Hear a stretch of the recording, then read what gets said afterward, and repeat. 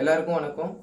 என்னடா வழக்கமாக வந்து பார்த்தீங்கன்னா காட்டுங்களில் மரத்தடியில் நின்றுட்டு ஏதாச்சும் ஒரு பழத்தையோ இல்லை வந்து ஏதாச்சும் ஒரு பூவையோ வச்சுட்டு அதனுடைய பலன் இதுக்கு இது யூஸ் ஆகுது, இதுக்கு அது யூஸ் ஆகுது அப்படின்னு சொல்லிட்டு இருப்பான். இன்னைக்கு திடீர்னு பார்த்தீங்கன்னா வந்து எதுவுமே இல்லாமல் நார்மலாக வீட்டுக்குள்ளே உட்காந்து பேசிகிட்டு இருக்கானே அப்படின்னு பார்க்குறீங்க அப்படின்னா, இந்த வீடியோ எதுக்காக அப்படின்னா நமக்கு எல்லாருக்குமே தெரியும், ஏப்ரல் 23 எலெக்ஷன் வரப்போகுது. ஓகேங்களா? அந்த எலெக்ஷனில் நம்ம யாருக்கு ஓட்டு போடணும் அப்படின்றது வந்து பார்த்திங்கன்னா நம்மளுடைய தனிப்பட்ட விருப்பம். ஓகேங்களா? அந்த தனிப்பட்ட விருப்பம் நம்ம ஓட்டு போடுறோம் அப்படின்னா யாருக்கு ஓட்டு போடணும்? புதிய ஓட்டு உரிமை வாங்கியிருக்க இளைஞர்களாக இருக்கட்டும், இல்லை வந்து இதுக்கு முன்னாடி வந்து ஓட்டு செலுத்திட்டு இருந்த யாராக வேணாலும் இருக்கட்டும், நாம் சிந்திச்சு ஓட்டு போடணும் அப்படின்றத மைண்டில் வச்சுக்கணும். ஏன் அப்படின்னா இப்போ நம்மளுடைய ஒரு ஓட்டு தான் வந்து பார்த்திங்கன்னா நம்மளுடைய வாழ்வாதாரம், நம்மளுடைய அடுத்த தலைமுறைக்கான வாழ்வியல் எல்லாமே வந்து பார்த்திங்கன்னா நம்மளுடைய ஓட்டை சார்ந்து மட்டும்தான் வந்து இருக்குது.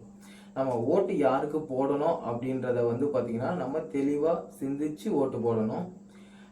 அதாவது இலவசங்கள் அப்படின்றது என்ன அப்படின்னா நமக்கு எல்லாருக்குமே வந்து தெரிஞ்ச ஒரு குட்டி கதை தான்.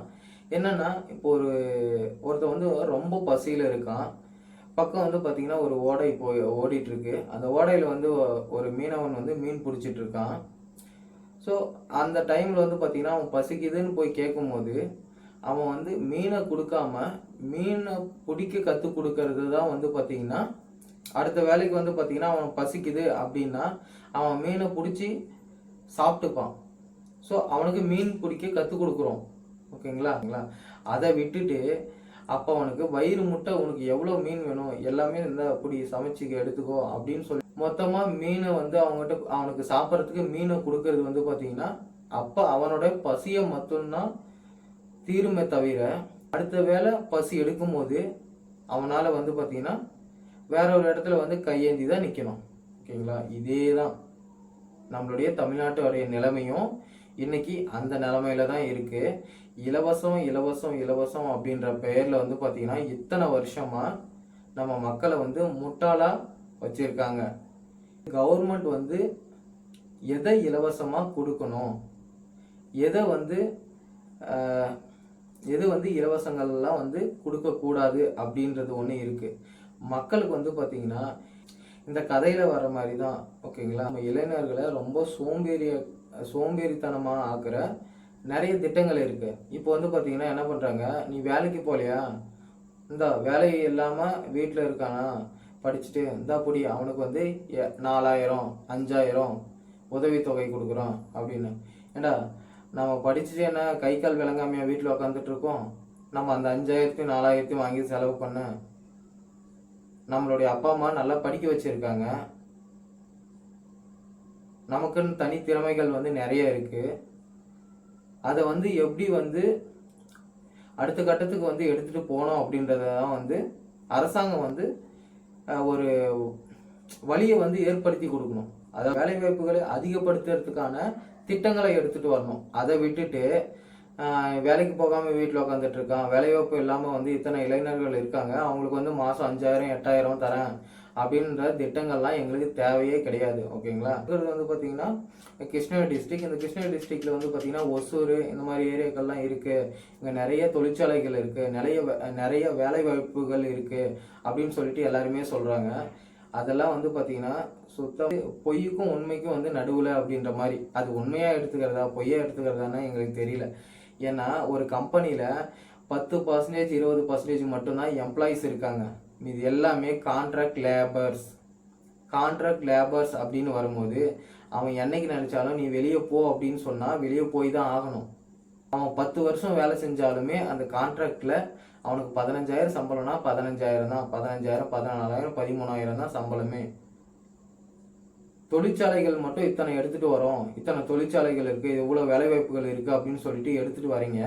ஆனால் இப்போ வந்து பார்த்தீங்கன்னா இப்போ ஒரு கம்பெனி இருக்கு, அந்த கம்பெனியில் வந்து நான் டைரக்ட் எம்ப்ளாயியாக போக முடியல. என்ன ஆகுது, அடுத்த கட்டமாக பார்த்தீங்கன்னா ஒரு 3வது நபர் ஒருத்தன் வரான். அவன் பேரில் வந்து பார்த்தீங்கன்னா நான் வந்து இந்த கம்பெனிக்கு வந்து உன்னை வேலைக்கு அனுப்புகிறேன், உனக்கு சம்பளம் இவ்வளோ தான் அப்படின்னு சொல்கிறான். ஆனால் எனக்கு வந்து அங்கே போனால் 12,000 14,000 தான் சம்பளம். ஏன்னா 4 வருஷம் வேலை செஞ்சாலும் அதே சம்பளம் தான். அதே நான் எதிர்த்து கேள்வி கேட்டேன் அப்படின்னா, இல்லைப்பா நீ வேலையை விட்டு போ. ஓகேங்களா, இதுதான் நிலைமை.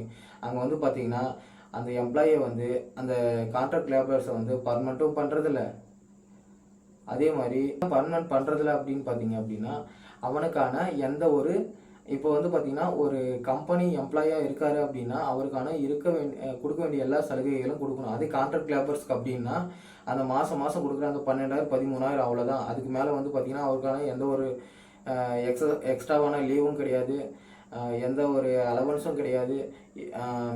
அதே மாதிரி வந்து பார்த்திங்கன்னா மேண்டட்ரியான எந்த ஒரு லீவ்ஸு எதுவுமே வந்து லீவோ ஃபெசிலிட்டிஸோ எதுவுமே கிடையாது, எந்த ஒரு பெனிஃபிட் எதுவுமே கிடையாது அந்த எம்ப்ளாய்க்கு. ஜஸ்ட்டு வந்து கான்ட்ராக்ட் லேபர்ஸாக தான் கடைசி வரைக்கும் இருப்பான். இதுதான் வந்து பார்த்திங்கன்னா இன்றைய தமிழ்நாட்டோட நிலைமை. நிறைய கான்ட்ராக்ட் லேபர்ஸ் தான் வந்து எல்லா தொழிற்சாலைகளும் கொட்டி வேலைக்கு போகிறாங்க. தவிர சுற்றி இத்தனை கம்பெனிஸை வந்து இத்தனை கம்பெனி வந்து அலோவ் பண்ணியிருக்கோம், இவ்வளோ வேலைவாய்ப்புகள் இருக்குது அப்படின்றத மட்டும்தான் சொல்கிறாங்களே தவிர அந்த தொழிற்சாலையில் எத்தனை பேர் வந்து பார்த்திங்கன்னா இங்கே இருக்கிற இளைஞர்கள் அந்த கம்பெனியில் எம்ப்ளாயிஸாக இருக்காங்க அப்படின்னு பார்த்தீங்கன்னா கொஷின் மார்க் தான். ஒரு பெரிய நிறுவனம் வந்து தொடங்கினாங்க. அந்த நிறுவனம் வந்து பார்த்தீங்கன்னா கிட்டத்தட்ட 1,500 பேர் ஒரே நைட்டில் நார்த்லேருந்து வந்து இங்கே ஜாயின் பண்ண வச்சுருக்காங்க எம்ப்ளாயிஸாக. இந்த ஏரியாவில் வந்து நீங்கள் கம்பெனியை ஓப்பன் பண்ணிவிட்டு ஆனால் இந்த ஏரியாவில் இருக்கிற இளைஞர்களுக்கு கான்ட்ராக்ட் லேபர்ஸாக தான் எடுத்துக்கிறீங்க. ஸோ இதுதான் வந்து இங்கே நடந்துகிட்ருக்கு. இதெல்லாம் மாறணும். ஸோ இதெல்லாம் மாறணும் அப்படின்னா என்ன பண்ணணும் அப்படின்னா நமக்கான அரசியல் மக்களுக்காக என்ன தேவை அப்படின்னு சொல்லிட்டு திட்டங்களை வந்து முன்னெடுத்துட்டு வராங்க பார்த்தீங்களா.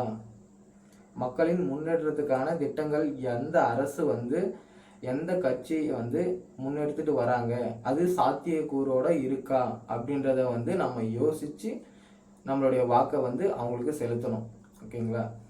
இதில் வந்து பார்த்தீங்கன்னா வந்து ஒரு கட்சின்னு நீங்கள் வரீங்க, இல்லை ஒரு எப்படி சொல்கிறது, ஒரு கட்சின்னு வரீங்க, இல்லை வந்து ஒரு பொது செயலுக்காக நீங்கள் வரீங்க அப்படின்னாவே விமர்சனங்கள் வைக்கப்படும்.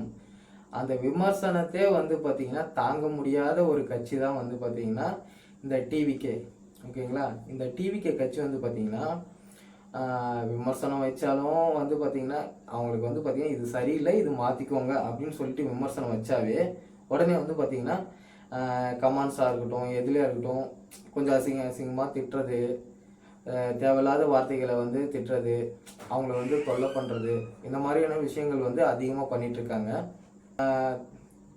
உங்கள் பிள்ளைய நினச்சி எனக்கு ஒரு வாய்ப்பு கொடுங்க அப்படின்னு சொல்லிட்டு உங்கள் தலைவர் வந்து சொல்கிறாரு. ஆனால் உங்கள் தலைவர் வந்து யாருக்கு வாய்ப்பு கொடுத்துருக்காருன்னு பார்த்தீங்களா, கட்சியில் எல்லாம் வந்து பார்த்திங்கன்னா கஞ்சா கேஸில் உள்ளே போனவங்க, கட்சியில் ஆரம்பத்திலேருந்து இப்போ வரைக்கும் வேலை செஞ்சு யாருக்குமே வந்து ஒரு எம்எல்ஏ சீட்டு கூட கொடுக்காம தேவையே இல்லாத கழுசடைகள் எல்லாம் வந்து கூட்டிகிட்டு வந்து கட்சியில் வச்சு அவங்களுக்கு வந்து சீட்டு கொடுத்து இப்போ வந்து நீங்கள் எலெக்ஷனை வந்து நீங்கள் எதிர்கொள்கிறீங்க. இந்த மாதிரி ஒரு அரசியல் வெட்கக்கேடு. என்னென்னா ஒரு மாநாடு நடத்துகிறீங்க, உங்களோட மாநாடு உங்களோட பொறுப்பு, நீங்கள் தான் அந்த மாநாட்டை வந்து கட்டமைக்கணும்.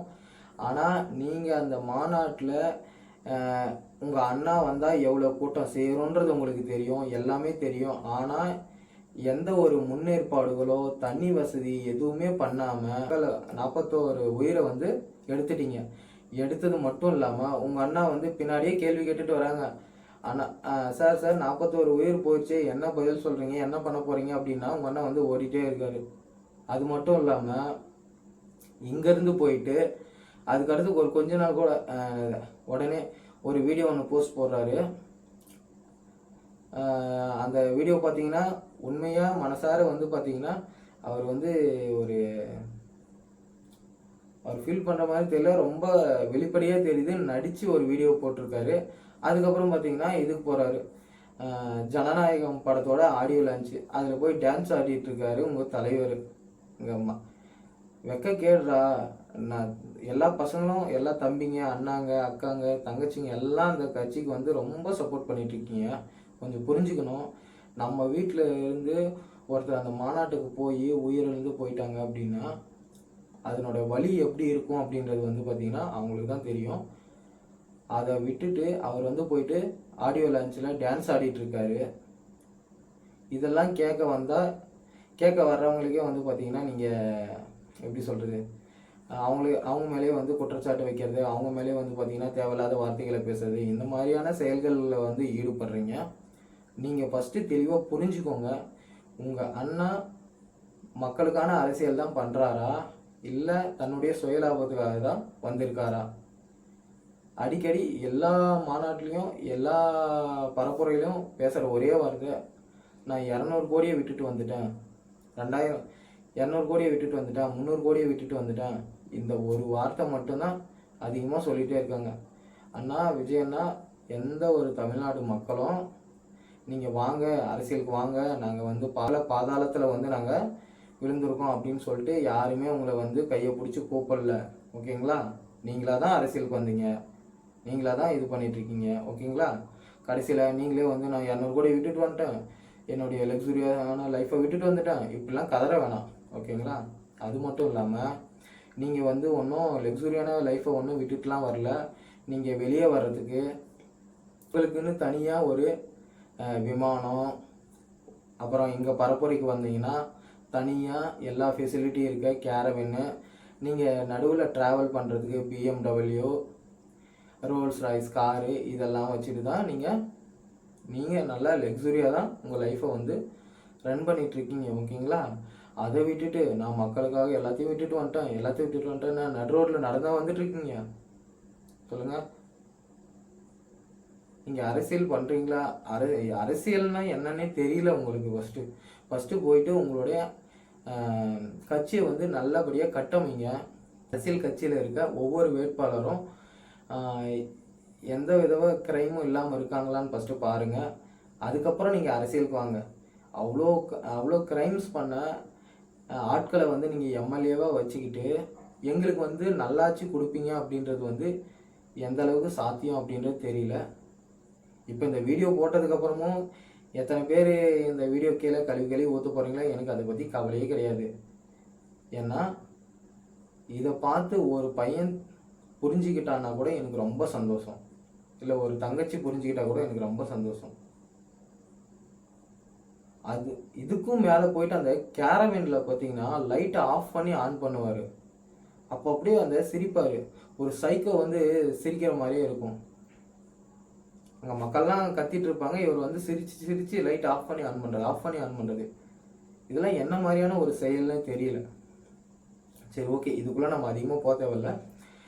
உடனே நீங்கள் எல்லாம் கமெண்டில் சொல்லுங்கள், என்டிகே ஃபேன்ரா, அதனால தானே வந்து விஜய் போட்டு தாக்கிட்டு இருக்கான் அப்படின்னு. கொஞ்சம் புரிஞ்சுக்கணும். இந்த மாதிரி பேசிகிட்டு இருக்கவங்க எல்லாருமே வந்து என்னென்னா, நீங்கள் ஒரு மாற்று அரசியல் கொடுக்குறன்ற பெயரில் ரொம்ப தப்பு பண்ணிகிட்ருக்கீங்க. மாற்று அரசியல் இது கிடையாது. அவங்க இத்தனை சிலிண்டர் கொடுக்குறேன்னா நான் 6 சிலிண்டர் கொடுப்பேன், நான் 2000 ரூபாய் கொடுக்குறேன்னா அது அவங்க 2000 ரூபாய் கொடுக்குறாங்க அப்படின்னா நான் 2500 ரூபாய் கொடுப்பேன் அப்படின்றது மாற்று அரசியல் கிடையாது. மக்களுடைய வாழ்வாதாரத்தை உயர்த்தக்கூடிய திட்டங்களை எடுத்துட்டு வரவங்க தான் மாற்று அரசியல். அதை வந்து இப்போ சிறப்பாகவும் செம்மையாகவும் காணொலியாகவும் போட்டு காட்டி விசுவலைஸ் பண்ணி மக்களுக்கு புரிகிற மாதிரி, அதாவது இத்தனை போன எலெக்ஷன்லலாம் வந்து பார்த்திங்கன்னா எங்கள் செந்தமிழன் சீமான் பெரியப்பா வந்து சொல்லும் போது என்ன பண்ணீங்க, கேலி கிண்டல் பண்ணிட்டு இருந்தீங்க. இதெல்லாம் சாத்தியமா, ஆடு மாடு வளர்க்குறதெல்லாம் சாத்தியமா, இதெல்லாம் அரசு வேலைக்கு வருமா, இதெல்லாம் வந்து அரசு வேலையை கொடுத்தா வந்து நாடு எப்படி முன்னேறும் அப்படின்னு சொல்லிட்டு.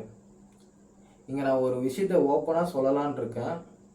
என்னென்னா, நான் ஒரு தனியார் நிறுவனத்தில் வந்து பார்த்திங்கன்னா வேலை செஞ்சிட்ருக்கேன். அது மட்டும் இல்லாமல் என்னுடைய தனிப்பட்ட ஒரு பிஸ்னஸை நான் ரன் பண்ணிகிட்ருக்கேன். என்னென்னா, என்னை சுற்றி இருக்கிற ஆர்கானிக் ப்ராடக்ட்ஸ் இது எல்லாமே பார்த்திங்கன்னா வேல்யூ ஆடட் பண்ணி நான் மக்களுக்கு நேரடியாக வந்து நான் கொடுத்துட்ருக்கேன். ஓகே, நீங்கள் வந்து ஒரு கட்டு கீரை வந்து பார்த்திங்கன்னா முருங்கைக்கீரை என்ன ரேட்டு கொடுப்பீங்க? ஒரு 20 ரூபா, மிஞ்சி போனால் 25 ரூபா. அதே வந்து நான் என்ன பண்ணுறேன் தெரியுங்களா, முருங்கைக்கீரையை நல்லா வந்து பார்த்திங்கன்னா க்ளீன் பண்ணிவிட்டு நல்லா சுத்தமான துணியில் போட்டு நிழல்லே வந்து உலர வச்சு அதை பவுடர் பேஸில் மாற்றி அதை வந்து பேக் பண்ணி ப்ராப்பராக பேக்கிங் எல்லாம் பண்ணிவிட்டு அதுக்கு லேபிளிங் எல்லாம் பண்ணிவிட்டு அதை வந்து நான் மக்களுக்கு நேரடியாக வந்து கொடுத்துட்ருக்கேன். ஓகேங்களா? அதனுடைய விலை வந்து பார்த்திங்கன்னா 1 கிலோ, அதாவது நம்ம ஊரில் நம்ம வீட்டை சுற்றி இருக்கிற முருங்கை மரத்துலேருந்து கிடைக்கிற இலையில் எடுத்து நான் வந்து மக்களுக்கு அதை வேல்யூ ஆடட் பண்ணி, அதாவது வேல்யூ ஆடட்ன்றது என்னென்னா அதை ப்ராசஸ் பண்ணி ஜஸ்ட்டு அதை அரைச்சி சுத்தமாக நான் வந்து பேக் பண்ணி கொடுக்குறேன். இவ்வளோ தான் நான் பண்ணிகிட்ருக்கேன். இதுக்கு வந்து பார்த்திங்கன்னா நான் கோட் பண்ணுற ப்ரைஸ் வந்து பார்த்திங்கன்னா 1 கேஜி வந்து பார்த்திங்கன்னா 1000 ருபீஸ் நான் கொடுத்துட்ருக்கேன். அதே ஹோல்சேலில் கொடுக்குறேன் அப்படின்னா 800-850 ருபீஸ்க்கு வந்து நான் ஹோல்சேலில் கொடுத்துட்ருக்கேன். ஓகேங்களா? அதே நான் வந்து அதே ஒரு கட்டு கீரை வந்து நான் கொடுக்கும்போது வெறும் 20 ரூபாய்க்கு 15 ரூபாய்க்கு தான் என்னால் கொடுக்க முடிஞ்சுது. அதே நான் வேல்யூ ஆடட் பண்ணுறதுனால 1000 ருபீஸ்க்கு என்னால் கொடுக்க முடியுது. ஓகேங்களா?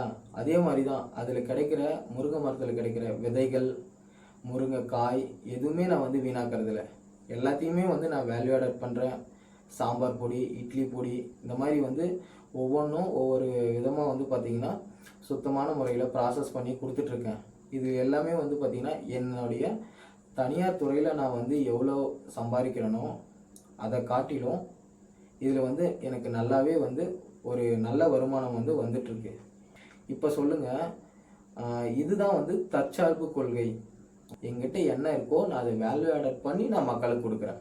இது மட்டும் இல்லாமல் கருப்பட்டி, பனங்கற்கண்டு, பனங்கிழங்கு மாவு, என்னை சுற்றி என்னென்ன பொருட்கள்லாம் எனக்கு கிடைக்குதோ, என்னோட நிலத்தில் என்னென்ன பொருட்கள்லாம் கிடைக்குதோ அதை நான் வேல்யூ ஆடட் பண்ணி மக்களுக்கு வந்து நேரடியாக கொடுத்துட்ருக்கேன். அது வந்து பார்த்திங்கன்னா நல்லபடியாக போயிட்டுருக்கு. ஸோ எனக்கு ஒரு நல்ல வருமானம் அது வந்து கொடுத்துட்ருக்கு. எனக்கு வேலையை காட்டிலும் வேலையில் வந்து எனக்கு வந்து பார்த்திங்கன்னா 100% கிடைக்குது அப்படின்னா இதில் வந்து பார்த்திங்கன்னா இந்த பகுதி நேரம் தான் இதில் நான் வந்து செலவிடுறேன். வாரத்தில் 1 நாளோ 2 நாளோ தான் என்னுடைய பிஸ்னஸ்க்காக நான் செலவிடுறேன். ஆனால் இதில் எனக்கு கிடைக்கிற வருமானம் என்னென்னா என்னோடய சம்பளத்தில் 80-70% இதில் எனக்கு வருமானமாக வந்துட்டுருக்கு. ஓகேங்களா? இதுதான் வந்து தற்சார்பு கொள்கை. இதை தான் வந்து என்னுடைய பெரியப்பா, அதாவது செந்தமிழன் சீமான் அவர்கள் இதை தான் வந்து கத்திக்கிட்டு இருக்காரு. இந்த வருஷம் எல்லாருக்குமே படம் போட்டே காமிச்சிட்டாரு. ஓகே, முக்கியமாக வந்து பார்த்திங்கன்னா இந்த இடத்துல வந்து நிறைய பேருக்கு தேங்க்ஸ் சொல்லணும்.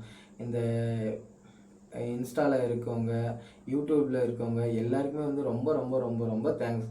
ஏன்னா நிறைய சப்போர்ட்டர்ஸ் வந்து இந்த வருஷம் நிறைய பேர் செந்தமிழன் சீமான் அவர்களுடைய கொள்கைகள் வந்து எப்படி இருக்குது, எவ்வளோ சாத்தியங்கள், இது வந்து எப்படி வந்து ஒர்க் ஆகுது அப்படின்றத வந்து அவர் சொன்னது மட்டும் இல்லாமல் அதை ஏற்றுக்கிட்டு அவருக்காக நிறைய சப்போர்ட்டர்ஸ் வந்து பார்த்திங்கன்னா, அதாவது மீடியாவே வந்து பார்த்திங்கன்னா நாம் தமிழர் கட்சியோட பரப்புரையோ இல்லை அவங்க செய்கிற போராட்டங்களையோ வந்து பார்த்திங்கன்னா அதிகமாக வந்து வெளியவே காமிக்காது. ஆனால் இந்த வருஷம் வந்து நான் ரொம்ப சந்தோஷப்பட்டேன். ஏன்னா எல்லா யூடியூப்பாக இருக்கட்டும், யூடியூப்பு, இன்ஸ்டாகிராமு, ஃபேஸ்புக் எது எடுத்தாலுமே வந்து பார்த்திங்கன்னா அவ்வளோ சப்போர்ட் இருக்குது. ஓகேங்களா? இந்த சப்போர்ட்டெல்லாம் ஓகே, இந்த சப்போர்ட்டெல்லாம் வந்து ஓட்டாக மாறணும். செந்தமிழன் சீமான் அவர்கள் வந்து சிஎம்மாக வந்து வரணும். ஸோ என்னடா ஓட்டு போடணும், யாருக்கு ஓட்டு போடணும் அப்படின்ற கான்செப்டை எடுத்துகிட்டு வந்தேன். கடைசியில் வந்து பார்த்தீங்கன்னா செந்தமிழன் சீமானுக்கு ஓட்டு போடுங்க அப்படின்ற மாதிரி பேசுகிறானே அப்படின்லாம் நினைக்காதீங்க. நான் அதாவது என்னுடைய கருத்தும் நான் சொல்கிறேன். ஓகேங்களா? இந்த மாதிரியான இவரையும் விட்டுட்டோம் அப்படின்னா அடுத்த தலைவர் இந்த மாதிரி மக்களுக்கான ஒரு அரசியலை வந்து எடுத்துகிட்டு வராரு. ஸோ மக்களுடைய நலனுக்காகவும் இந்த இது பார்த்திங்கன்னா இயற்கையையும் மலையையும் மரங்களை பறவைகளை நேசிக்கிற ஒரு தலைவர், நம்மளுடைய விவசாயத்தை இவ்வளவு நேசிக்கிற ஒரு தலைவரை வந்து நம்ம விட்டுட்டோம் அப்படின்னா அடுத்து வந்து பார்த்திங்கன்னா இந்த மாதிரியான ஒரு தலைவர் வருவாங்களா இல்லையான்றது கண்டிப்பாக கேள்விக்குறி தான். அது மக்களுக்கான அரசியல் வந்து எனக்கு வந்து பார்த்திங்கன்னா என்னுடைய பெரியப்பாவாகிய செந்தமிழ் சீமான் அவர்கள் என்னை சுற்றி இருக்க இளைஞர்களுடைய வாழ்வாதாரத்தையும் அவங்களுடைய வேலை வாய்ப்பையும் அதிகப்படுத்துவார். என்னை சுற்றி இருக்க மக்களுக்கான வாழ்வாதாரத்தை வந்து அதிகப்படுத்துவார் அப்படின்ற ஒரு நம்பிக்கை அவர் மேலே எனக்கு இருக்குது. அதனால் அவருக்காக நான் சப்போர்ட் பண்ணிகிட்ருக்கேன். உங்களுக்கு நீங்கள் உங்கள் சுற்றி இருக்க நண்பர்கள் எல்லாருக்கிட்டையும் வந்து டிஸ்கஸ் பண்ணுங்கள். அது வந்து டிஸ்கஷனாக இருக்கணும். அதை தாண்டி வந்து வன்முறையாக போகக்கூடாது. நல்லா டிஸ்கஸ் பண்ணிவிட்டு அதுக்கப்புறம் நீங்கள் தனியாக போயிட்டு யோசிங்க.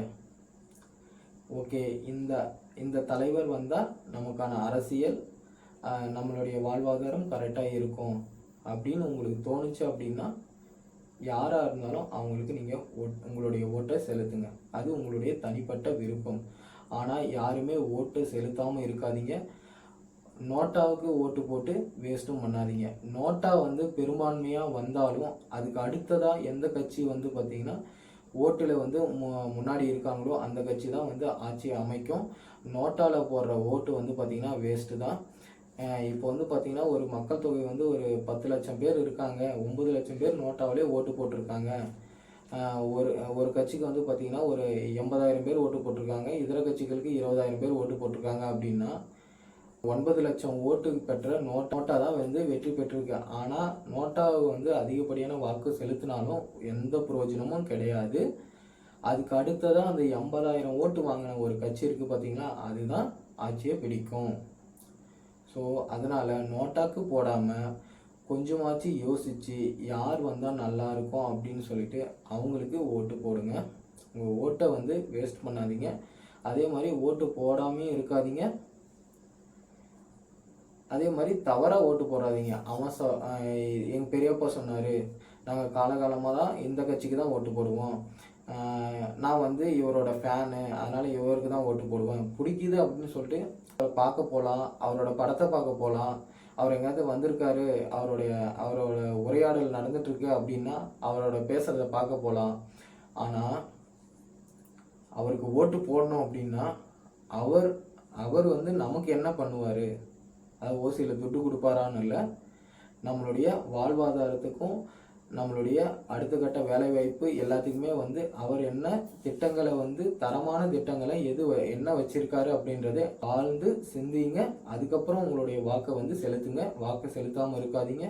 நோட்டால் போட்டு உங்கள் வாக்கை வீணாக்காதீங்க. தெளிவாக வாக்களிங்க. நம்மளுடைய ஜனநாயக கடமை இது வாக்களிக்கிறது அப்படின்றது. எல்லாரும் வந்து பார்த்தீங்கன்னா யோசித்து வாக்களிப்பீங்க அப்படின்னு நம்புகிறேன். ஓகே, நன்றி, வணக்கம்.